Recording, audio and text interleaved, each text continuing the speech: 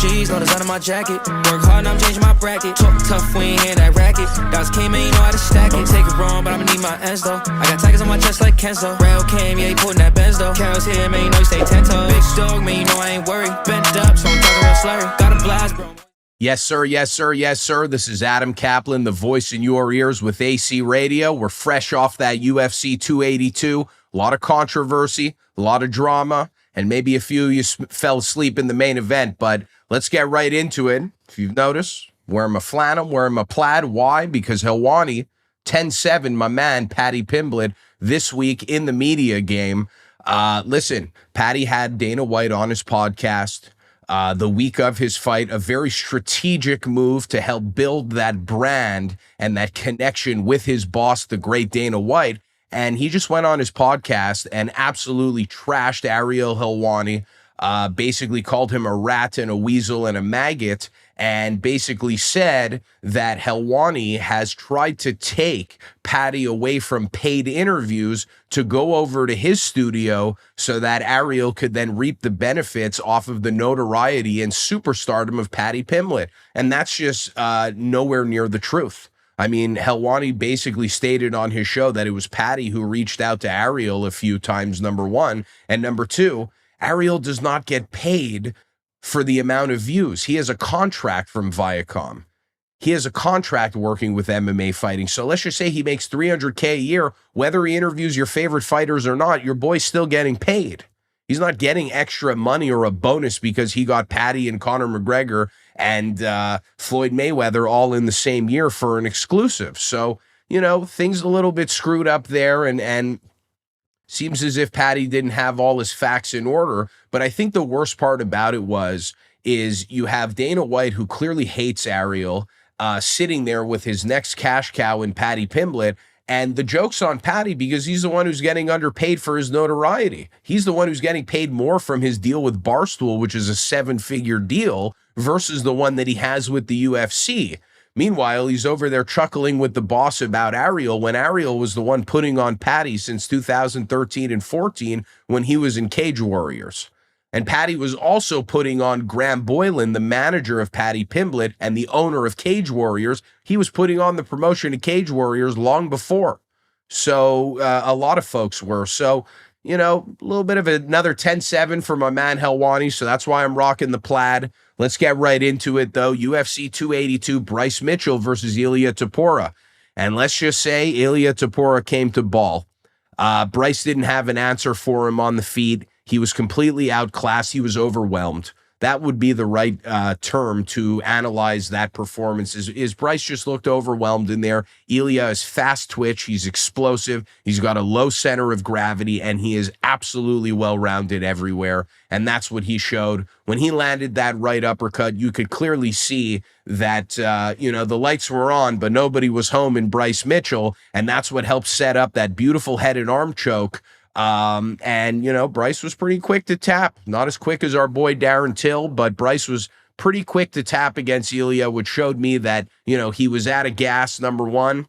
And number two, you know, he didn't want to continue in that fight because I think he knew perhaps what would have continued to happen should he have found a way to get out of that choke. So congrats to Ilia Topuria. We don't know what's next for him.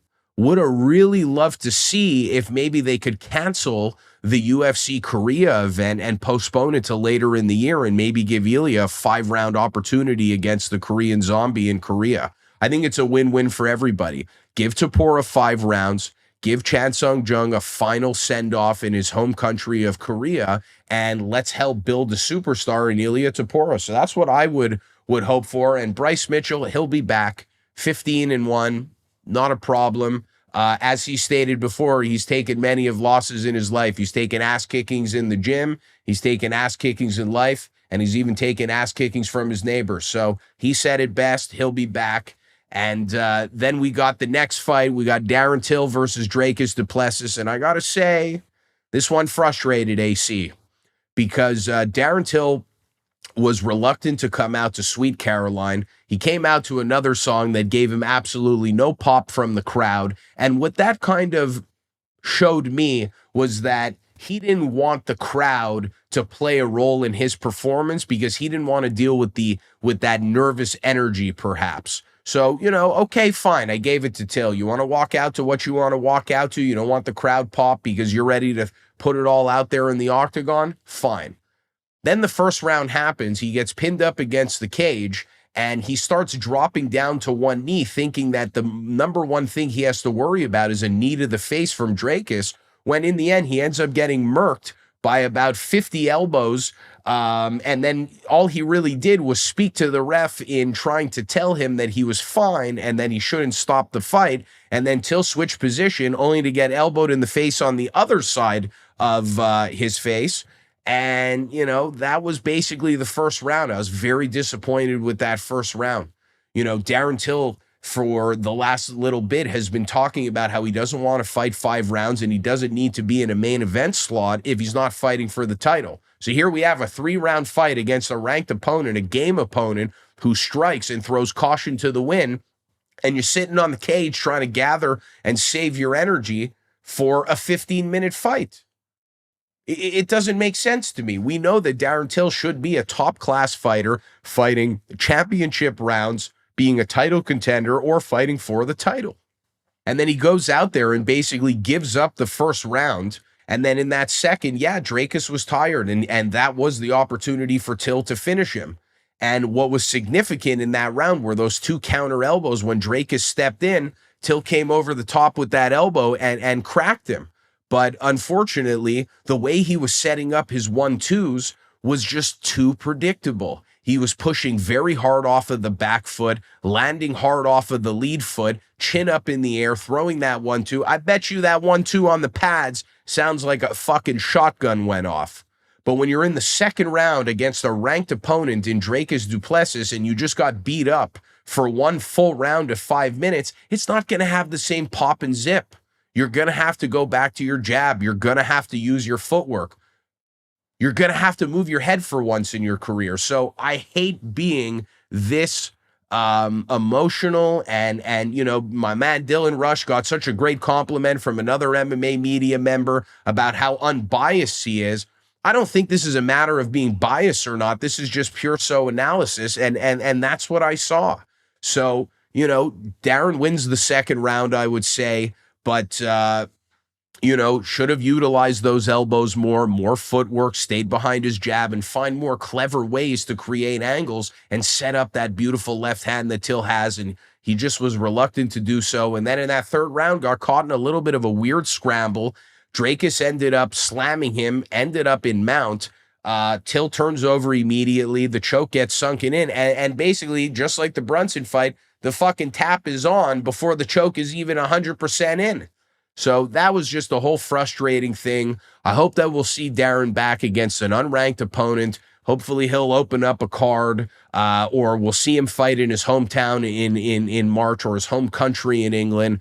But, as a Darren Till fan and someone who's been behind him, and I love all of the British fighters, the passion and the emotion and the rawness that they show us in and outside of the cage. It's hard not to like a guy like Darren Till, but after that performance, can't help but think I'm a little frustrated. So that's what I got. Congratulations to Dricus, who also did show that he's got a lot to work on as well. I think that there were plenty of opportunities in that first round. Instead of going for the TKO, that he should have smothered Darren with his wrestling more, put those hooks in, and threatened the choke. I think it would have been over a lot earlier. So sometimes I think that Dricus has to rely on his grappling and his jiu-jitsu to finish fights, versus always just taking the blood and guts route and just always trying to finish people with hands and elbows. So great fight there. And then we got a banger. Santiago Ponzinibbio versus Alex Morono. And we were supposed to get Robbie Lawler, but I got to say, I think I was more happy with this fight, because I think that maybe we could have saw some similarities. I think we could have left saddened and frustrated in watching Robbie Lawler have a tough matchup against Santiago. So really happy that Alex took it. Alex went up 2 rounds. Guy's a fucking dog. Everybody on social media was taking Alex Morono as a live dog, as an underdog in the betting. And look, man, after those 2 rounds, that was there. That was absolutely there. But, seems to be one of the stories of 2022 where these coaches in between the second and the third, or in between the fourth and the fifth, are continuously giving their Rocky moments, and the percentage of guys that are actually delivering with late fight finishes based off of these Rocky story pep talks in between rounds, fuck, man, it's paying off. Santiago Ponzinibbio puts Alex Morono away in the third round. An exciting fight. The boss, Dana White, got in the octagon, shook Morono's hand, said, we appreciate you taking the fight on short notice. You were up in the fight. My heart kind of breaks for you because you were up 2 rounds and then lost to Ponzinibbio. But at the same time, that was the exact fight that card needed. That card needed, because the Till fight left fans probably a little bit disappointed. And let's be real here, when you compare in hindsight the main card to the prelims were significantly better. So I really thought that UFC 282 needed a matchup like Ponzinibbio and Morono to shine, because this is what makes the UFC great. Every single time a fan is left feeling like the events that the UFC are putting out aren't that great, it's always the fucking fights that you skimmed over on the card to look at the bigger ones that end up outshining the rest. So congratulations to Ponzinibbio, and congratulations to Morono. I mean, he's 4-1 in his last 5, I believe. He'll be back. Guy's a dog. Guy's an absolute dog. And now, that he's broken in at that catch weight at 180, it won't be the last time that we might possibly see that option for Alex Morono. And that the UFC loves a guy who gets off the couch 10 pounds over and puts on an emphatic performance. So congratulations to Morono as well. Then we got some drama. So you know what time it is?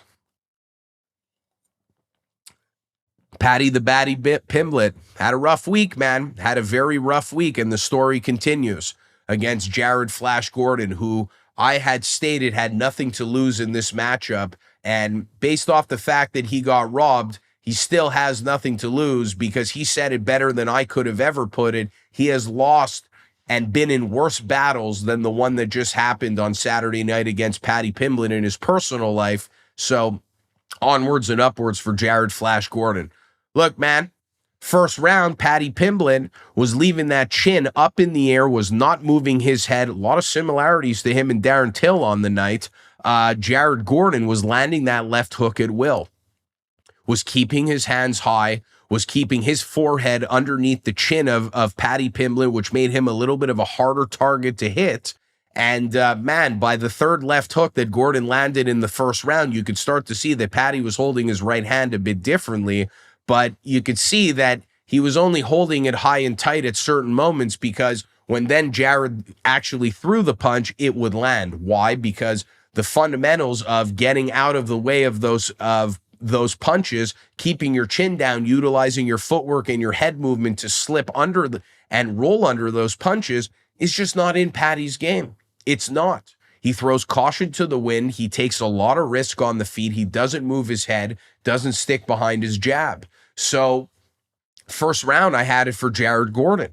And then in the second round, I gave it to Paddy. Yeah, I gave it to Paddy. I thought that Paddy landed more strikes. I thought that he looked better in the grappling exchanges. He almost looked as if he had an arm-in choke going when Jared looked like he was going to take him down when Paddy was on the cage. And then Paddy, in the end, brought down Jared, a little bit of an arm-in choke, and we thought maybe for a second that something was going to happen, but it didn't. So I gave the second round to Paddy based off of significant strikes, sub-attempts, and octagon control. And then in that third round, we had a very lackluster third round, which I'm happy wasn't the entire story of the night, but only the story of the third round. Jared Gordon basically controlled Paddy Pimblett up against the cage for 4.5 minutes or something like that, only threw 4 significant strikes, while Paddy threw 15 of them and only landed about 6 or 7. But then in the last 30 seconds, Paddy ended up taking the back of Jared Gordon, and I guess you could say had Jared in the most dangerous position of the round. But let's be real here. Jared still controlled 4.5 minutes. So I had Jared winning the first and the third round, 29-28. A lot of folks even had Jared winning 30-27, which your boy AC was all good with.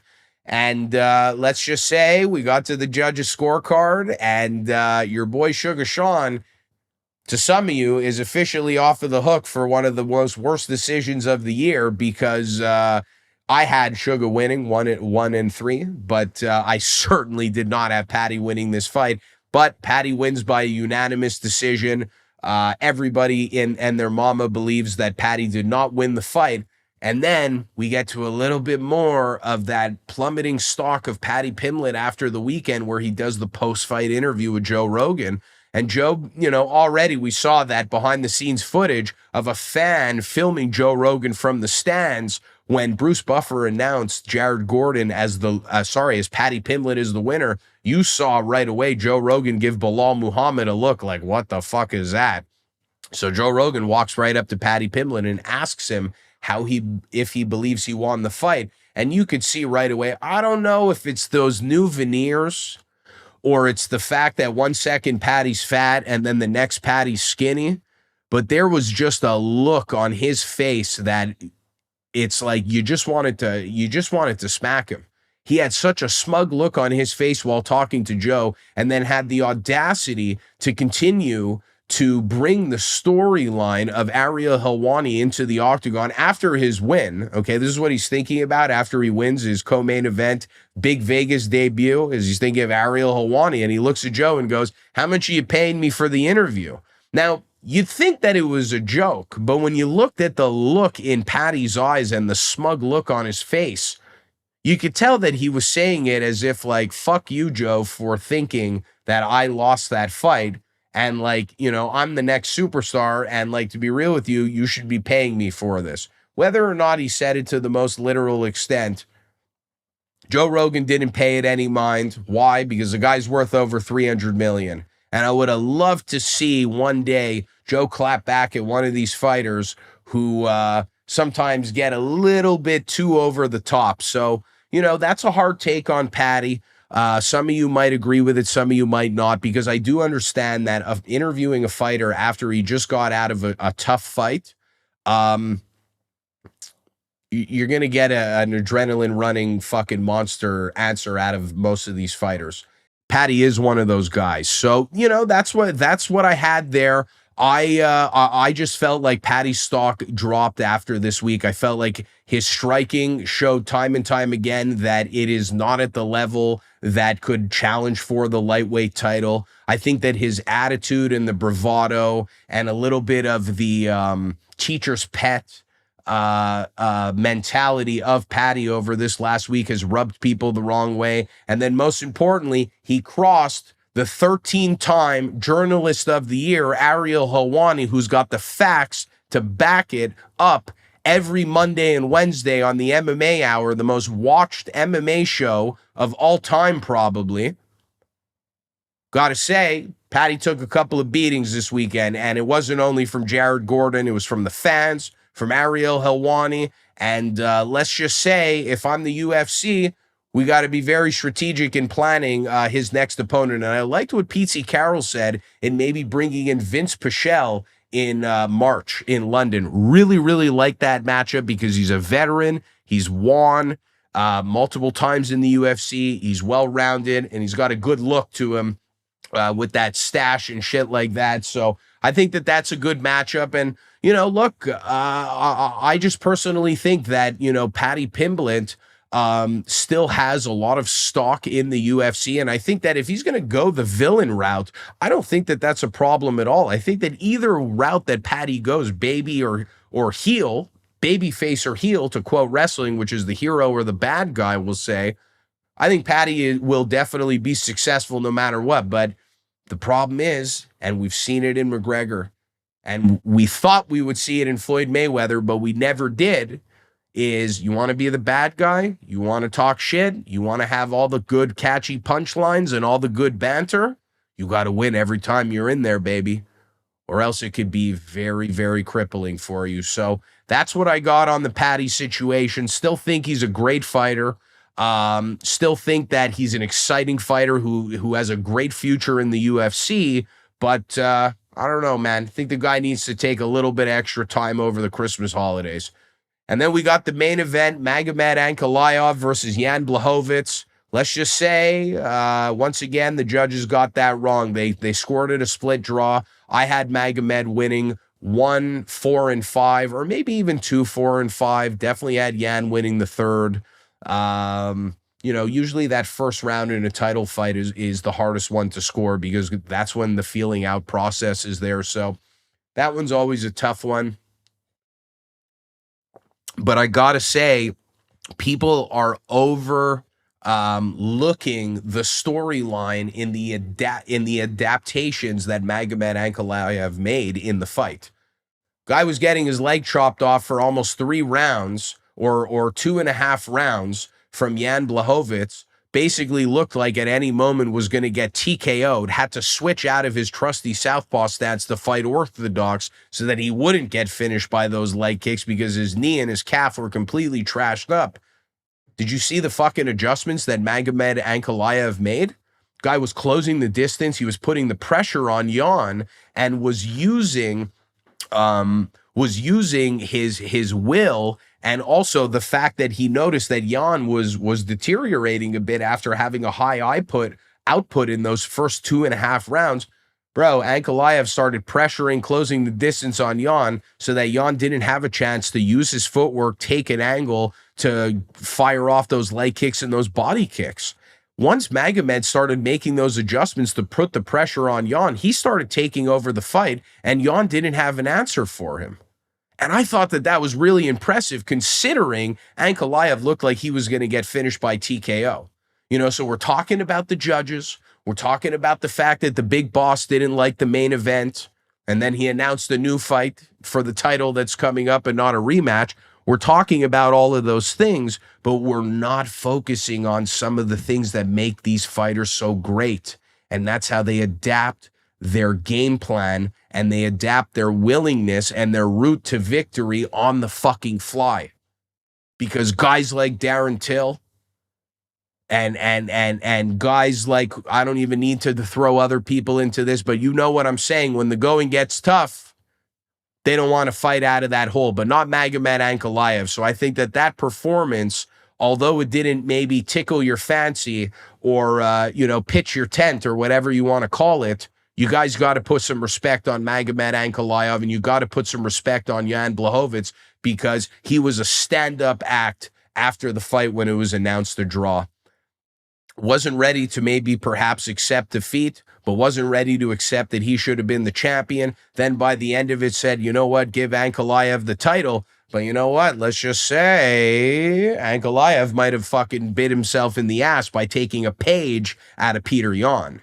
And that page is that he said, I don't know if I want to fight for this organization. But like Peter Yan, Magamed made the same mistake in thinking, or maybe it's a translation thing. That's really what it is. It's lost in translation. The UFC and the judges are not on the same payroll. The judges are employed by the Athletic Commission, and the UFC is the promotion that have their own staff. Unfortunately, they have to work together, but although there's complete fuckery from these athletic commissions with the judging, Douglas Crosby completely shitting the bed this weekend between Bellator and UFC, it would be better off that there's a third party handling the judges and the reffing versus the UFC employing them, right? So the biggest thing there is Ankalaev went on the mic and was like, I don't want to know if I want to fight for this organization. And that is after putting on what Dana thinks is a boring performance. Well, that's the number one way to kill your fucking rematch in the dust. And that's exactly what happened. Dana White at the post-fight presser announces Glover Teixeira versus Jamahal Sweet Dreams Hill at UFC 283 in Brazil. And I got to say, I don't hate the matchup because we were all disappointed that Glover didn't want to take this matchup on short notice, which in hindsight, I'm glad that he didn't. And now we get him fighting an exciting matchup in Jamahal Hill, who's a younger guy in the division, knockout artist. He's finished his last 3 opponents. He's got a great presence on TikTok. And most importantly, don't forget now, guy fights out of Grand Rapids, Michigan.